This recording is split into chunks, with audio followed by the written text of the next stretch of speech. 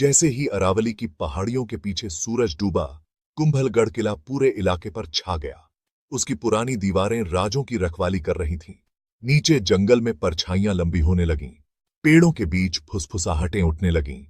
चार दोस्त, रितेश, अमन, ज्योति और परुल जंगल के किनारे खड़े थे। दिल एक्साइटमेंट और डर से धड़क रहे थे। जैसे ही उन्होंने कदम बढ़ाया, लेजेंड और हकीकत के बीच की लकीर धुंधली हो गई। दोस्तों ने एक दूसरे को देखा, अज्ञात का पीछा करने को तैयार। पुरानी दीवारें खामोशी से देख रही थीं, मानो अगली कहानी खुलने का इंतजार कर रही हों। एडवेंचर शुरू हो चुका था। कुंभलगढ़ की फुसफुसाती दीवारें याद रखेंगी। दोस्तों ने फ्लैशलाइट्स लीं और घने जंगल में घुस गए। हवा ठंडी थी। चांदनी मुश्किल से कैनोपी को भेद पा रही थी। रितेश आगे था, अमन का कैमरा तैयार, ज्योति और पारुल अलर्ट थे। एक क्लियरिंग मिली, कैंप लगाया। जंगल की खामोशी हावी थी। कैंप फायर की चमक ने कंफर्ट दिया, लेकिन जंगल जिंदा लग रहा था। हर चरमराहट, हर आवाज उनकी इंद्रियों को तेज कर रही थी। दोस्त एक दूसरे के करीब हडल्ड हो गए। ब्रवाडो फीका पड़ रहा था। असली कहानी शुरू होने वाली थी। जैसे ही आग बुझी, दोस्त अपने टेंट में चले गए, लेकिन नींद उनसे दूर थी। पेड़ों के बीच से फुसफुसाहटें आ रही थीं, धीमी और डरावनी। ज्योति और पारुल आंखें फाड़े बैठे थे जब एक हॉन्टिंग मेलोडी हवा में तैरने लगी। एक औरत की आवाज, दुख भरी और दूर। रितेश और अमन बाहर आए, सोर्स की तलाश में, लेकिन सिर्फ परछाइयां मिलीं। गाना बढ़ा, फिर फीका पड़ गया। एक भारी खामोशी छोड़ गया। अचानक पारुल ने इशारा किया। एक शैडोई आकृति सफेद कपड़े में लिपटी हुई पेड़ों के बीच से खिसक गई। अमन ने अपने कैमरे के लिए हाथ पैर मारे, लेकिन एपरेशन गायब हो गया। डर ने उन्हें जकड़ लिया। लेजेंड्स असली लग रही थीं। जंगल अब सिर्फ पेड़ नहीं था, यह अतीत की गूंजों से जिंदा था। दोस्त एक दूसरे के करीब हडल्ड हो गए। हर आवाज अब एक खतरा थी।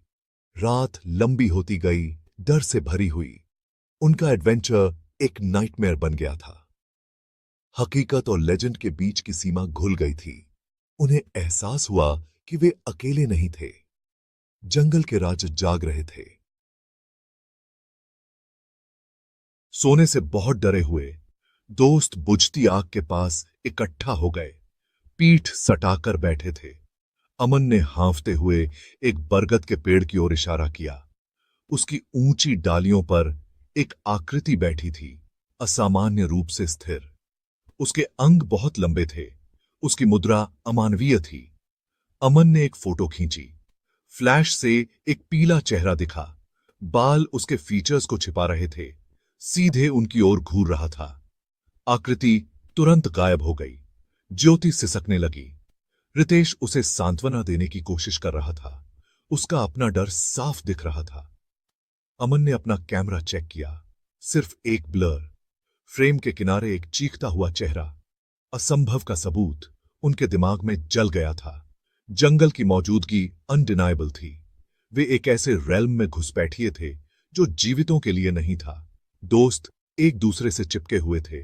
टेरर ने एडवेंचर की किसी भी भावना को ओवरवेलमिंग कर दिया था। रात उन पर हावी हो रही थी। लगातार जंगल देख रहा था। जैसे ही पारुल गिरी, आंखें ऊपर चढ़ गईं। पैनिक फैल गया। दोस्तों उसे होश में लाने की बेताब कोशिश करने लगे। उसकी जान का डर बाकी सब पर हावी हो गया। पारुल जागी, लेकिन उसकी आंखें खाली थीं। उसकी आवाज उसकी अपनी नहीं थी। वह एक कर्कश, प्राचीन भाषा में बोली। शब्द चेतावनी और गुस्से से भरे हुए थे। दोस्तों पीछे हट गए, हॉरिफाइड। अचानक पारुल वापस अपने आप में आ गई, कंफ्यूज्ड और टेरिफाइड। जाओ, उसने फुसफुसाया। यह कहता है कि यह जगह जीवितों की नहीं है। गार्डियन जाग गया है। वह फिर बेहोश हो गई। अपने दोस्तों को सदमे में छोड़ गई। संदेश साफ था, जाओ या अंजाम भुगतो। जंगल की चेतावनी एब्सोल्यूट थी। दोस्तों को एहसास हुआ कि उन्होंने एक सीमा पार कर ली थी। गार्डियन की मौजूदगी असली थी। उनकी एकमात्र उम्मीद भागना था। पारुल की चेतावनी ने उन्हें फ्रैंटिक एक्शन में डाल दिया। उन्होंने खामोशी से पैक किया। पारुल के ढीले शरीर को लेकर डर उन्हें आगे बढ़ा रहा था। जंगल जिंदा, हॉस्टाइल लग रहा था। रास्ता मुड़ रहा था, परछाइयां बदल रही थीं। हर कदम एक अनदेखी शक्ति के खिलाफ संघर्ष था। फुसफुसाहटें उनके नाम पुकार रही थीं। ठंडी हवाओं ने उनकी लाइटें बुझा दीं। जंगल एक लैबिरिंथ था, उन्हें रोकने पर आमादा। आखिरकार सड़क की हल्की चमक दिखाई दी। सुबह हम कुंभलगढ़ के जंगल से बाहर निकले। कपड़े फटे, चेहरे पीले। जंगल शांत था, लेकिन हम उसका राज जानते थे। सूरज ऊपर आ गया, पर उसकी गर्मी हमारी ठंडक को छू नहीं पाई। मेन रोड पर पहुंचना अवास्तविक था, जैसे किसी और दुनिया में लौट आए हों। चाय की दुकान मिली। मालिक ने बिना सवाल किए चाय दी, जैसे वह सब समझ गया हो। हम जंगल से बदले हुए निकले। उसका अंधेरा अब हमारे साथ था। हम कभी नहीं भूलेंगे। पुलिस स्टेशन जंगल से बहुत दूर था, व्यस्त, शोरगुल वाला, बेपरवाह। हमने रात के खौफ को समझाने की कोशिश की। फुसफुसाहट, देखे जाने का एहसास। ऑफिसर ने बिना किसी भाव के सुना, नोट्स लिखते हुए, जैसे उसने यह सब पहले भी सुना हो। उसने हमारे नाम पूछे, हम अंदर क्यों गए, और हमें अंधेरे के बाद कभी वापस ना आने की चेतावनी दी। उसकी चेतावनी व्यक्तिगत लगी, जैसे वह जितना कह सकता था उससे कहीं ज्यादा जानता हो। जंगल के अपने नियम होते हैं, उसने कहा। कुछ चीजें अकेले छोड़ देना ही सबसे अच्छा होता है। जांच करने के लिए कोई अपराध नहीं था, गिरफ्तार करने के लिए कोई परछाई नहीं थी। हम एक रिपोर्ट के साथ निकले, लेकिन कोई जवाब नहीं मिला। सिस्टम में हमारे डर के लिए कोई जगह नहीं थी। कुंभलगढ़ का रहस्य अछूता रहा। हमें पहले से ज्यादा खोया हुआ महसूस हुआ। ऑफिसर के शब्द गूंज रहे थे, आप खुशकिस्मत हैं कि आप बाहर आ गए। हमने सोचा कि कितने और नहीं आए होंगे। हमारी कहानी फाइलों के लिए बस एक और भूत की कहानी थी, लेकिन हमारे लिए यह सब बहुत वास्तविक था। जवाब खोजने के लिए हम पास के गांव गए। बड़ों ने कहानी सुनी, हैरानी नहीं हुई। एक बूढ़े आदमी ने बताया, एक रानी जिसे धोखा मिला, उसकी आत्मा जंगल में भटकती है। अमावस्या की रातों में उसकी उपस्थिति सबसे मजबूत होती है। गांव वाले सूर्यास्त के बाद जंगल में नहीं जाते।